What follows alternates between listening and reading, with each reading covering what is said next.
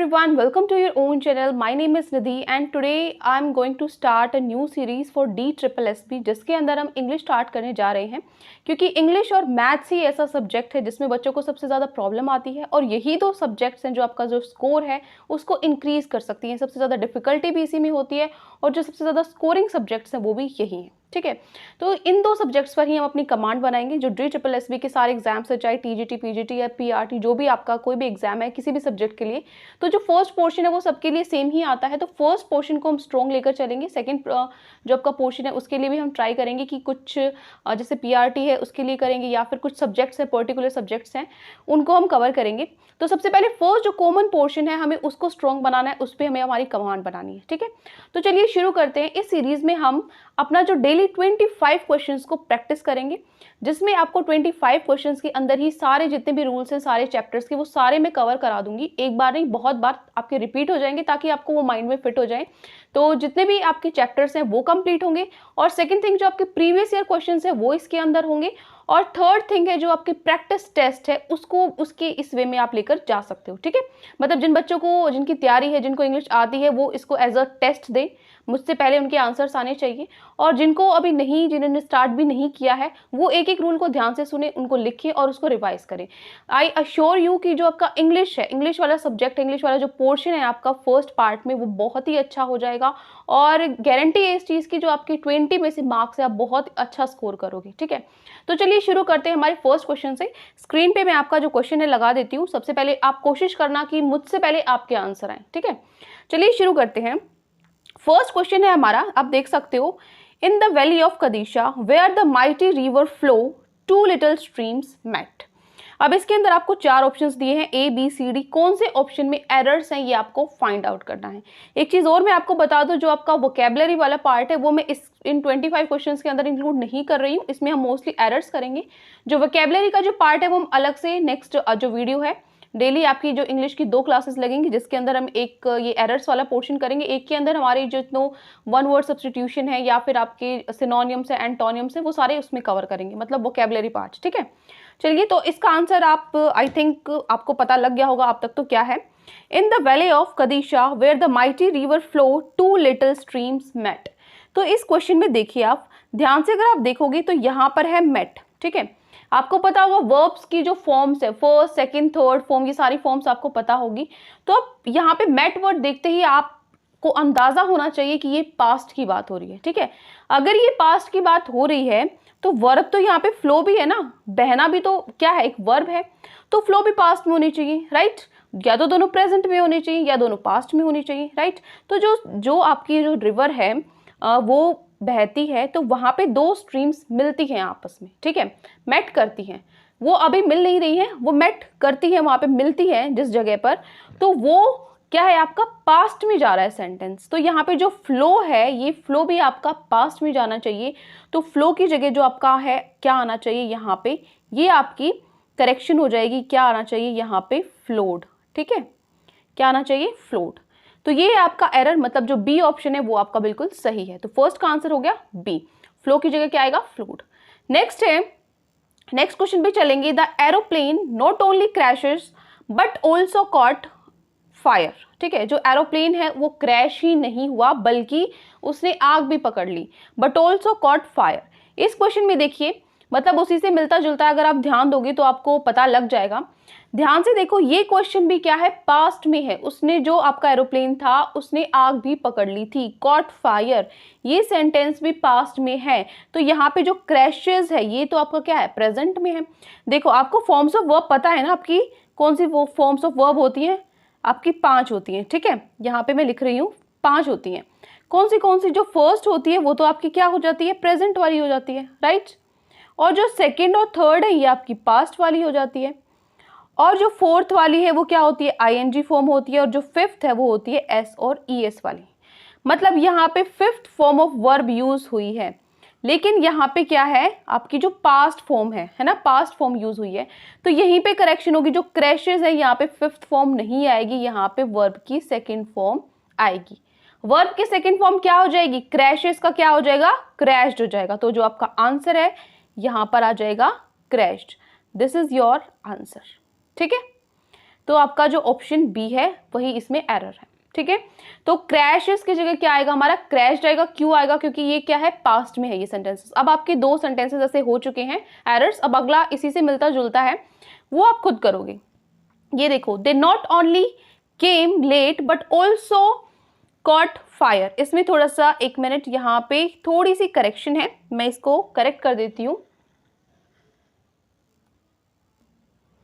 ठीक है, ये आपका सही सेंटेंस है। दे not only came but also go away early. ठीक है, वो लेट ही नहीं बल्कि आने के बाद वो जल्दी भी चले गए। They not only came late but also go away early. तो इस सेंटेंस में देखो, इस सेंटेंस में भी वही जो मैंने अब तक आपको बताया था वही होगा। सेंटेंस जो है वो पास्ट में है, आए ही नहीं, वो जल्दी चले भी गए थे। तो यहाँ पे डिड नॉट ओनली केम, इससे हमें क्या पता लगता है कि जो सेंटेंस है वो पास्ट में है। पास्ट में है तो पास्ट के लिए गो थोड़ी आएगा, गो तो प्रेजेंट के लिए आएगा ना, फर्स्ट की वर्ब की फर्स्ट फॉर्म है, तो यहाँ क्या आएगा, गो की जगह यहाँ पर आएगा वेंट। ठीक है, ये बेसिक है। आज जो मैं क्वेश्चंस करा रही हूँ उसमें 3-4 क्वेश्चन है जो मोस्ट इंपॉर्टेंट है, बाकी मैं आज थोड़ा सा बेसिक करा रही हूँ ताकि मतलब आपको ये पता लग जाए कि ऐसे क्वेश्चंस भी आ सकते हैं। बाकी हम डेली जो इंपॉर्टेंट क्वेश्चंस हैं, जो प्रीवियस ईयर में मतलब बहुत बार रिपीट हुए हैं और बहुत इंपॉर्टेंट रूल्स हैं जो हर बार आते ही आते हैं, उन पर ज़्यादा फोकस करेंगे। ठीक है, तो चलिए, यहाँ पर गो की प्लेस पे क्या आ जाएगा, वेंट आ जाएगा। तो जो क्वेश्चन नंबर 3 है उसका आंसर क्या हो जाएगा, सी पार्ट। नेक्स्ट चलते हैं क्वेश्चन नंबर 4। क्वेश्चन 4 है, all query will be answered by the chief instructor. जितनी भी क्वेरी हैं वो उनका जवाब कौन देगा, जो चीफ इंस्ट्रक्टर है। All query will be answered by the chief instructor. तो देखिए इसमें कहाँ पर मिस्टेक है, एरर कहाँ पर है, ध्यान से देखिए। फर्स्ट जो आपका पार्ट है ऑल है, ऑल क्या है, प्लूरल के लिए यूज होता है, तो इसके साथ क्वेरी तो सिंगुलर है, तो इसका मतलब कहाँ पर है, फर्स्ट पार्ट में देखते ही हमें पता लग गया कि ऑल की बजाय यहाँ पे ऑल के साथ हमें क्या यूज करना पड़ेगा, प्लूरल यूज करना पड़ेगा। मतलब जो क्वेरीज है वो हमें यूज करना पड़ेगा। ठीक है, तो क्वेश्चन नंबर 4 में ए पार्ट में हमारा एरर है, क्वेरी की जगह क्या आ जाएगा, क्वेरीज। क्लियर है। नेक्स्ट चलते हैं क्वेश्चन नंबर 5। क्वेश्चन नंबर 5 सबसे इंपॉर्टेंट है, मोस्ट इंपॉर्टेंट है। इसको आप जरूर अपनी जो नोटबुक है, कुछ भी लेकर बैठे हैं, पेन पेंसिल, इसको जरूर नोट कर लेना। ये रूल बहुत बहुत बार रिपीट होता है, बहुत ही इंपॉर्टेंट है। ठीक है, देखो, Had Mukesh worked hard, he would have got a distinction in the exam. कुछ सेंटेंसेस की फॉर्मेशन देखते ही आपको पता लग जाएगा कि इसमें वो वाला रूल है। ठीक है, इस वाले सेंटेंस में हम जो रूल है वो लगाएंगे पास्ट कंडीशनल। कौन सा रूल लगाएंगे हम इसमें, पास्ट कंडीशनल। ठीक है, पास्ट कंडीशनल में क्या है, मैं सिर्फ जो बोल रही हूँ आपको मेरे साथ साथ अगर आप हिंदी में भी लिखना चाहते हो तो लिख सकते हो। पास्ट कंडीशनल में क्या है, आपको ऐसी बात बोलना, मतलब ऐसी बात बोलना जिसका ठीक उल्टा काम भूतकाल में हो चुका है। मतलब पास्ट में ऐसा काम हो चुका है, इसका उल्टा काम हो चुका है। ऐसी चीज को, ऐसी सिचुएशन अगर आए तो वो पास्ट कंडीशनल के अंदर आएगा। और इस सेंटेंस की फॉर्मेशन मैं आपको लिख के बता देती हूँ। ठीक है, आप लिख सकते हो यहाँ पे रूल ऑफ पास्ट कंडीशनल। इसके अंदर जो फॉर्मेशन, जो स्ट्रक्चर होता है ऐसे सेंटेंस का, वो किस तरीके का होता है, आपको पहले मिलेगा, 1 मिनट, यहाँ पे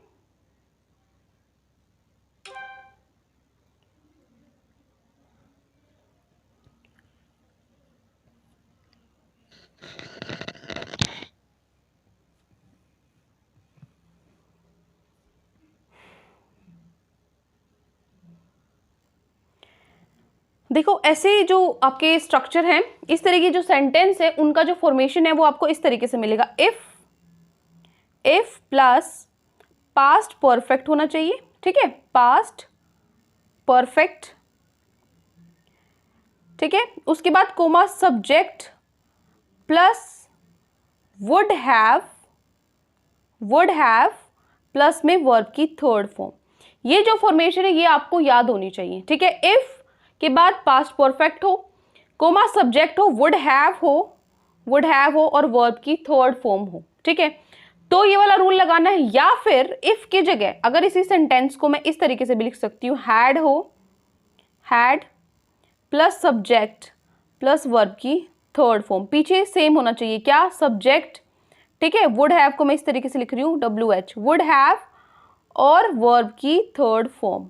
ठीक है ना, इस तरीके का फॉर्मेशन है। तो यहाँ पे हैड है, ठीक है, सब्जेक्ट है आपका मुकेश, ठीक है, वर्ब की थर्ड फॉर्म नहीं है, यहाँ पे वर्क है, तो वर्क की जो थर्ड फॉर्म है वो आएगी यहाँ पर, क्या आएगा, वर्कड आएगा, ठीक है। तो यहाँ पे क्या आएगा, वर्कड आएगा।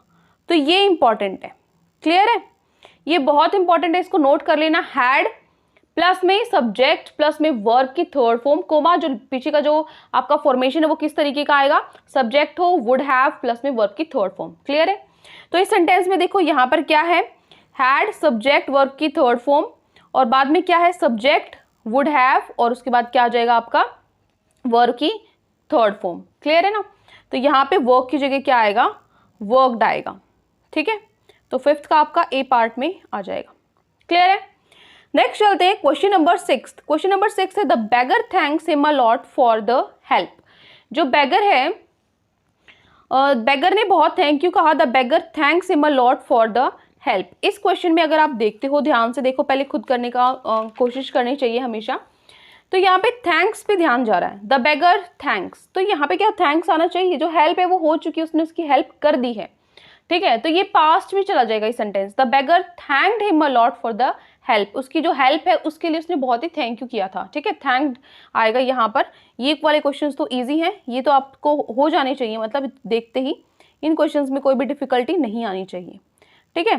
तो थैंक्स की जगह क्या हो जाएगा, यहाँ पे थैंक्ड हो जाएगा, क्योंकि जो सेंटेंस है वो पास्ट में। नेक्स्ट है क्वेश्चन नंबर 7। क्वेश्चन 7 है the little girl was playing with her brother over the loan. जो लड़की है वो खेल रही थी कहाँ पे, अपने जो भाई उसके साथ खेल रही थी लोन में, ठीक है। तो यहाँ पर देखो ये भी बहुत इंपॉर्टेंट है, इसकी यहाँ पर भी लिख लो मोस्ट इंपॉर्टेंट, ठीक है। कुछ 2-3 ही क्वेश्चंस है जो मोस्ट इंपॉर्टेंट है, जो आपको ध्यान रखने और उनको बार बार रिवाइज करना है, और उसको आप अलग से लिख सकते हो, ठीक है। देखो the little girl was playing with her brother over the loan, तो इसमें क्या होगा, हमेशा ध्यान रखना ओवर द लोन, ये आपको फॉर्मेशन देखते ही, पूरा सेंटेंस कहीं देखने की जरूरत नहीं है, हमेशा इसी में मिस्टेक मिलेगी आपको, ओवर द लोन, लोन के साथ आपको वो फंसाएगा किसी तरीके से, ठीक है। तो यहाँ पे ओवर द लोन है, यहाँ पे क्या आ जाएगा, ऑन द लोन। कुछ बच्चे बोलते हैं इन द लोन, वो भी गलत है, ठीक है, इन द लोन नहीं आएगा, ऑन द लोन आएगा, क्लियर है। ये ध्यान रखना है, इन द लोन सब लिखते हैं इसके अंदर, ठीक है, क्योंकि मान लो ओवर नहीं होता, इन द लोन होता है, तो आप सोचोगे ओवर द लोन नहीं है, इसका मतलब इन द लोन ये सेंटेंस ठीक है, तो आप नो एरर कर आओगे। ओवर द लोन भी गलत है और इन द लोन भी गलत है, जो करेक्ट है वो है on the loan. The little girl was playing with her brother on the loan, clear है। तो हमारा जो सी पार्ट है उसमें यहाँ पर मिस्टेक है। Now question number 8। क्वेश्चन 8 है north east India has a beautiful places to visit. जो नॉर्थ ईस्ट इंडिया है उसमें बहुत सुंदर सुंदर जगह है जाने के लिए, विजिट करने के लिए। तो देखो यहाँ पे हैज अ ब्यूटीफुल, अ किस लिए आता है, ये तो नाउन के लिए आता है, लेकिन ब्यूटीफुल क्या नाउन है, नहीं है ना। तो इसीलिए यहाँ पर क्या आएगा, ए है आपका, नहीं आएगा। तो सिर्फ इसमें यही करेक्शन है, जो नंबर क्वेश्चन नंबर 8 है उसके अंदर क्या है, जो आपका ए है वो नहीं आएगा, क्लियर है। Now question number 9। ये छोटे छोटे क्वेश्चन तो आपको देखते ही आ जाने चाहिए। क्वेश्चन नंबर 9 है there were no furniture in the flat except for a couple of beds. Furniture वाला क्वेश्चन, ये वाला क्वेश्चन भी बहुत बार आता है, लेकिन ये मोस्टली सब बच्चों को आता ही होता है, ये वाला रूल सबको रटा होता है।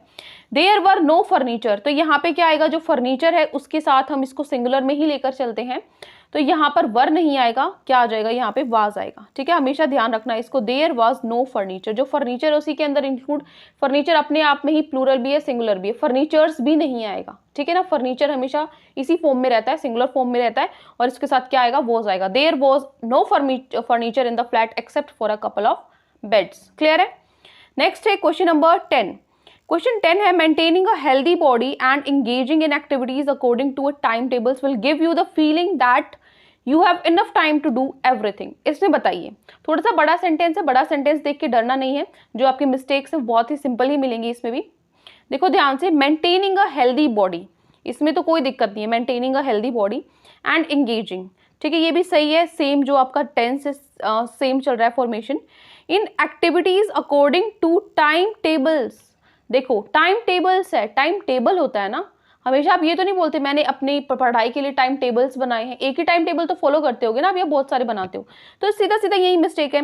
टाइम टेबल्स में यहाँ पे टेबल्स नहीं आएगा बेटा, यहाँ क्या आएगा, टेबल आएगा, ठीक है ना, टेबल आएगा, ठीक है। इसमें तो कोई रूल नहीं है, कुछ क्वेश्चंस ऐसे होते हैं जिसमें कोई रूल नहीं होता, जो बेसिक इंग्लिश है आपका वही यूज होता है, लेकिन बच्चे इतना बड़ा क्वेश्चन देख के डर जाते हैं कि पता नहीं कहाँ मिस्टेक होगी इस क्वेश्चन में, तो ठीक है। तो ये क्या हो गया, time table. Question number 10 clear है। क्वेश्चन नंबर 11 है I want to exchange my Maruti from a Santro. इस क्वेश्चन में भी बहुत गड़बड़ करते हैं बच्चे। यहाँ पर सीधा क्या करेंगे, I want to exchange my Maruti from a Santro. देखने में बिल्कुल सही लग रहा है, फ्रॉम अ सेंट्रो है, नो एरर लगाएंगे इस पे। लेकिन हमेशा आपको ये ध्यान रखना है ऐसे क्वेश्चन में I want to exchange my Maruti for a Santro आएगा, ना कि फ्रॉम अ सेंट्रो। क्लियर है, ये यहाँ पे करेक्शन है। क्वेश्चन नंबर 11 में क्या आएगा बेटा, फॉर अ सेंट्रो, उसको मारुति चेंज करनी किसके लिए, एक सेंट्रो के लिए। ठीक है, हो गया। उसके बाद है क्वेश्चन नंबर 11 हो गया। क्वेश्चन नंबर 12 देखो, there were extensive lawn in front of the bungalow. There were extensive lawn in front of the bungalow. Question number 12 में देखो क्या आएगा यहाँ पर, देयर वर है, एक्सटेंसिव लोन्स तो नहीं है ना, सिंगुलर है ना यहाँ पर, लोन जो आपका सब्जेक्ट है वो सिंगुलर है, सब्जेक्ट सिंगुलर है, तो यहाँ पे वर्ब जो है वो क्यों प्लूरल है, इसका मतलब ये गलत है। तो क्या आएगा यहाँ पे, देयर, यहाँ पर क्या आएगा, there was an extensive lawn, place की जगह है तो क्या आएगा बेटा, एक्सटेंसिव है, ई है, वोवल है तो क्या आ जाएगा यहाँ पे, एन आएगा। There was an extensive lawn in front of the bungalow. Clear है। नेक्स्ट देखो, क्वेश्चन नंबर 12 के बाद है question number 13, Wise men follow noble ideas whereas fools disregard them। यहाँ पे wise men follow noble ideas, कौन सा नोबल है, दो तरह के नोबल होते हैं ना, कौन सा नोबल है यहाँ पे, यहाँ पे तो NOBEL है, ठीक है, नोबेल, तो यहाँ पे क्या आएगा बेटा, नोबल दूसरे वाला आएगा, NOBEL, नोबल आइडियाज।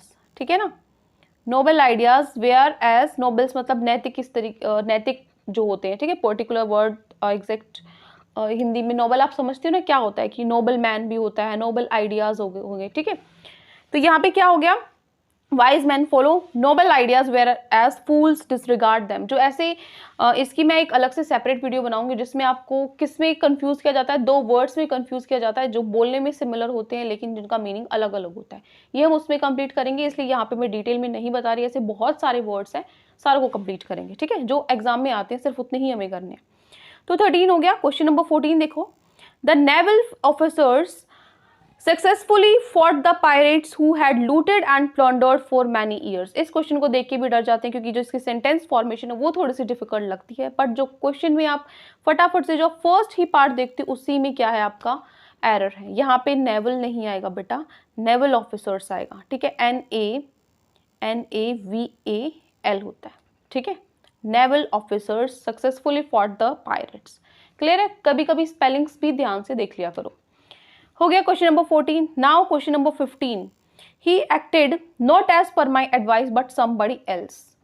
देखो, he acted not as per my advice, उसने जो मेरे एडवाइस के अकॉर्डिंग उसने काम नहीं किया, but somebody else, somebody else तो यहाँ पे एक पर्सन को डिनोट कर रहा है, लेकिन हम बात तो एडवाइस की कर रहे थे, right. He acted not as per my advice, मेरी एडवाइस, मेरी सलाह के अनुसार उसने काम नहीं किया। ठीक है, but somebody else, somebody else तो पर्सन हो गया लेकिन एडवाइस की बात हो रही थी, तो यहाँ पे क्या गलती है बेटा, समबडी एल्सेस लगाएंगे। ठीक है ना, यहाँ पे क्या आ जाएगा आपका एल्सेस, मतलब इसका मतलब क्या हो जाएगा, जैसे ही हमने पोस्टऑफिस एस लगाया है यहाँ पे, तो इसका मतलब है कि ही acted not as per my advice, उसने मेरे एडवाइस के अकॉर्डिंग काम नहीं किया, बट समबडी एल्सेस, जबकि उसने किसी और की एडवाइस पे काम किया, तो एल्सेस किसी और के उसने उस पर काम किया, तो एल्सेस जो है यहाँ पर क्या डिनोट करेगा, एडवाइस को। ठीक है, क्लियर है। नेक्स्ट देखो, क्वेश्चन नंबर 15 के बाद क्वेश्चन नंबर 16 है, the chairs in the room are in a state disarray. In a state disarray कुछ आपके फ्रेजेस होते हैं, जो फ्रेजेस की कल क्लास है, इडियम फ्रेजेस, वोकैबुलरी, वो हम सेपरेटली हम करेंगे, तो उसमें मैं आपको बताऊंगी। स्टेट डिसएरे नहीं होता, यहाँ पे स्टेट ऑफ डिसएरे होता है, स्टेट ऑफ डिसएरे होता है। ठीक है, स्टेट ऑफ डिसएरे का मतलब है अस्त व्यस्त स्थिति में। ठीक है, अस्त व्यस्त स्थिति में, इसको आप लिख लेना हिंदी में साथ में, स्टेट ऑफ डिसएरे मींस अस्त व्यस्त स्थिति में, ये आपका एक फ्रेज है। ठीक है, क्वेश्चन 16 के बाद क्वेश्चन नंबर 17 है, Ashoka the great was regarded one of the greatest emperors the world has ever produced. जो अशोका है, अशोका द ग्रेट जिसको हम बोलते हैं, उसको was regarded one of the best, वो आपको देखो पढ़ते ही सेंटेंस, कभी कभी ऐसा होता है कि हमें रूल नहीं पता होता एक्चुअली, लेकिन जैसे ही हम सेंटेंस को पढ़ते हैं तो हमें ये पता लग जाता है कि यहाँ गड़बड़ है, ये इस तरीके से होता है। और ये चीज़ आपकी तब आएगी प्रैक्टिस से जब आप रीडिंग करते हो, ठीक है। इसलिए बोलते हैं इंपॉर्टेंट, जो न्यूज़पेपर पढ़ना है वो इंपॉर्टेंट होता है। बट कोई बात नहीं, अभी अगर आप नहीं पढ़ना चाहते हो, आपका अगर कम टाइम है, अगर हम जुलाई का टाइम लेकर चलें तो हमें सिर्फ फटाफट से वो चीज़ों, मतलब हमारा एग्जाम है वो क्रैक होना चाहिए, मेन थिंग ये है। तो अभी इतना टाइम वेस्ट नहीं करेंगे कि हम 2 महीने पहले आदत बनाएं कि न्यूज़पेपर पढ़ने की, वो सब अभी आपको नहीं करना। आप इतना कर लोगे तो वो भी बहुत है, ठीक है। अब देखो, the Ashoka the great was regarded as one of the greatest emperor, ठीक है। एज ग्रेटेस्ट क्या आ जाएगा यहाँ पे, एज आ जाएगा। Great regarded as one of the greatest emperors the world has ever produced. Clear है। आप यहाँ पे अपने स्कोर भी देखोगे, अगर जो बच्चे खुद कर रहे हैं 25 में से अगर आप 22 स्कोर कर रहे हो, इट मीन्स आपकी अच्छी तैयारी है, ठीक है। देखो, अगर 20 लगा लो, चलो शुरुआत की है अभी आपने, तो 25 में से 20 से अब आपको लोगे तो ही आपका काम चलेगा, ठीक है। और अगर नहीं है, उससे कम जो है उनको फटाफट से पहले 20 पे आना, उसके बाद हम आगे चलेंगे। अब देखो question number 18, will you please give me little milk for my cat. क्या तुम मुझे थोड़ा जो मिल्क है मेरी कैट के लिए दोगे। तो यहाँ पे लिटिल का मतलब क्या होता है, देखो लिटिल होता है, 3 चीजें होती है। एक तो होगा लिटिल, एक होगा ए लिटिल, और एक होगा द लिटिल। ये 3 होते हैं, ठीक है ना। एक लिटिल भी लिख लो यहाँ पे। इस लिटिल का मतलब होता है नामात्र, ठीक है, बिल्कुल हो ही ना, नामात्र। इसका मतलब होता है थोड़ा, इसका मतलब होता है थोड़ा। और ये द लिटिल अगर आ जाता है तो मतलब फिक्स्ड अमाउंट है कि भाई मान लो जग में, अगर द लिटिल, जग में जितना दूध है वो सारा का सारा उसकी बात वो कर रहा है, तो वो फिक्स है, निश्चित है, तो उसके लिए क्या आएगा, द लिटिल। तो यहाँ पे क्या है, give me little milk. Little milk तो ना मात्र होता है, तो कैट है वो पिएगा क्या, इसका मतलब वो थोड़ा बहुत दूध तो मांग रहा है ना, तो वहां पे क्या आएगा बेटा, अ लिटिल आएगा, ठीक है। तो यहाँ पे क्या आ जाएगा, यहाँ पे अ लिटिल आएगा। क्लियर है। Give me a little milk for my cat. Now move to our next question. Question number 19. The light bulbs of the hole need to be changed. The light bulbs of the hole. देखो, बोलने में English में बहुत सारे questions ऐसे होते हैं जो बोलने में हम हमेशा, जो अपनी जो डेली लाइफ में भी हम उनको गलत बोलते हैं, लेकिन एक्चुअल में इंग्लिश ग्रामर के अगर हम देखें प्रोसेस से तो वो गलत होते हैं। The light bulbs of the hall, hall के लाइट बल्ब्स नहीं है, होल के अंदर जो लाइट बल्ब्स लगे हुए हैं उनकी बात हो रही है। तो यहाँ पे क्या आएगा, the light bulbs in the hall, ना कि ऑफ द होल, ठीक है। द लाइट बल्ब्स, ऑफ की जगह क्या आ जाएगा, in the whole, need to be changed. Clear है। Next question, question number 20. A recent survey indicates that the number of drug addicts grew day by day. देखो, day by day आ रहा है, मतलब वो बढ़ रहे हैं, ठीक है। द रीसेंट सर्वे किस इंडिकेट्स, इससे मुझे पता लग रहा है कि किस में बात हो रही है, प्रेजेंट में बात हो रही है। रीसेंट सर्वे इंडिकेट्स, इंडिकेट्स भी क्या करता है आपको, प्रेजेंट की बात करता है। That number of drugs addicts, ठीक है, ग्रू डे बाय डे। अगर प्रेजेंट में है तो ग्रू तो पास्ट फॉर्मेशन हो गई, तो ग्रू की जगह यहाँ पर क्या आएगा, इसको पास में लेकर आओगे, दिन ब दिन बढ़ रहे हैं, कॉन्टिन्यूसली बढ़ रहे हैं। तो कॉन्टिन्यूस वाले टेंस में क्या यूज करते हैं, आईएनजी यूज करते हैं। तो ग्रो है, ग्रो की जगह क्या आएगा, has been growing, has been growing, ठीक है। कॉन्टिन्यूसली दिन ब दिन क्या हो रहे हैं, केसेस हैं जो ड्रग्स के वो बढ़ रहे हैं, ठीक है। Has been growing day by day. Question number 21, question number 21 है, she had been told by many people that her shiny blonde hair and blue eyes made her stand up in a crowd. उसको जो she had been told by many people, बहुत लोगों ने उसको बहुत बार कहा है कि जो उसके शाइनी ब्लॉन्ड हेयर हैं और जो उसकी नीली आंखें, ब्लू आईज हैं, वो उसको जो क्राउड है, जो भीड़ भाड़ का एरिया, उसमें अलग से उसको दर्शाती है। तो अलग से दर्शाने के लिए हम स्टैंड अप यूज नहीं करते, हम स्टैंड आउट यूज करते हैं। ये चीज ध्यान रखनी है। स्टैंड अप तो क्या होता है, कोई बात अगर आप स्वीकार करते हो, ठीक है, कोई बात स्वीकार करने को हम क्या बोलते हैं, स्टैंड अप। लिख सकते हो मेरे साथ के साथ, स्टैंड अप मीन्स कोई बात स्वीकार्य करना, ठीक है। यहाँ पर क्या आएगा, स्टैंड आउट आएगा। स्टैंड आउट में क्या होगा, विशिष्ट होने के कारण आसानी से दिखाई पड़ना, कुछ अलग आप दिखते हो, तो जिससे कि आप जो क्राउड है, भीड़ में, उसमें अलग से दिखते हो, तो उसके लिए हम यूज करते हैं स्टैंड आउट, ठीक है। तो क्वेश्चन नंबर 21 में क्या, स्टैंड अप का मीन्स है कोई बात स्वीकार करना, और स्टैंड आउट का मतलब है विशिष्ट होने के कारण, विशिष्ट होने के कारण आसानी से दिखाई पड़ना। क्लियर है। नेक्स्ट है question number 22. Patrick reached into the pocket of his trouser. जैसे ही वर्ड दिखे ट्राउजर आपके दिमाग में आ जाना चाहिए। ट्राउजर तो होता ही नहीं है, ट्राउजर्स होता है, ठीक है, मतलब ग्रामर भी पढ़ने की जरूरत नहीं है, ये तो बिल्कुल बेसिक है जो हम बचपन से पढ़ते आ रहे हैं। ठीक है, फिर भी आपको नहीं आता तो आपको बेसिक से मैं कोशिश करूंगी कि एग्जाम से पहले आपको जो बेसिक इंग्लिश है वो भी मैं करा दूं। तो यहाँ पे ट्राउजर गलत है, यहाँ पे क्या आएगा ट्राउजर्स। ट्राउजर्स हो गया, पैंट्स हो गया, सीजर्स हो गई, कभी भी सीजर नहीं होता, सीजर्स होता है। पैंट नहीं होता, पैंट्स होता है। ट्राउजर नहीं होता, ट्राउजर्स होता है। ठीक है, जो ये पेयर में एक तरीके से होता है, इनको हमेशा हम प्लूरल में ही लिखते हैं। ठीक है, ट्राउजर कभी नहीं आएगा, ट्राउजर्स आएगा। क्लियर है, चाहे मैं एक पैंट की बात कर रही हूँ उसको भी हम ट्राउजर्स लिखते हैं। क्लियर है। नेक्स्ट है question number 23, thanks God your family and you are safe. Thanks God your family and you are safe. एक और रूल आपको पता है ना, यहाँ पे हम रूल करेंगे 2-3-1 वाला, रूल 2-3-1। रूल 2-3-1 में मतलब क्या है, आपको किस तरीके से फॉर्मेशन आपको लिखनी होती है। 2 मतलब जो सेकंड सब्जेक्ट होता है, 3 सब्जेक्ट होते हैं, first person, second person, third person. तो आपको किस सीरीज में लिखना होता है, सबसे पहले आप लिखोगे सेकंड पर्सन, फिर थर्ड पर्सन और फिर लिखोगे आपको ना फर्स्ट पर्सन। ठीक है, तो यहाँ के लिखोगे thanks God you and your family. You क्या है, सेकंड पर्सन है तो ये पहले आना चाहिए, सेकंड पर्सन पहले, and your family third person. ठीक है, तो ये बाद में आना चाहिए। तो आपका जो ऑप्शन है जो बी है वो यहाँ पे इनकरेक्ट है। यहाँ पे क्या आएगा, योर फैमिली एंड यू की बजाय क्या आएगा, you and your family, you and your family. Clear है। नेक्स्ट इज क्वेश्चन नंबर 23 हो गया। Next is question number 24, the passengers were asked to carefully get down off the train. जो passengers हैं उनको बोला गया था कि वो ध्यान से जो ट्रेन है उसमें से उतरे। Gate down off the train, ठीक है, उतरने को, ट्रेन से उतरना है तो उतरने के लिए हम क्या यूज करते हैं, गेट डाउन ऑफ नहीं यूज करते, गेट डाउन फ्रॉम यूज करते हैं। ठीक है, ये भी आपका फ्रेज है। गेट डाउन फ्रॉम का मतलब है किसी वाहन आदि से उतरना। ठीक है, नीचे उतरना।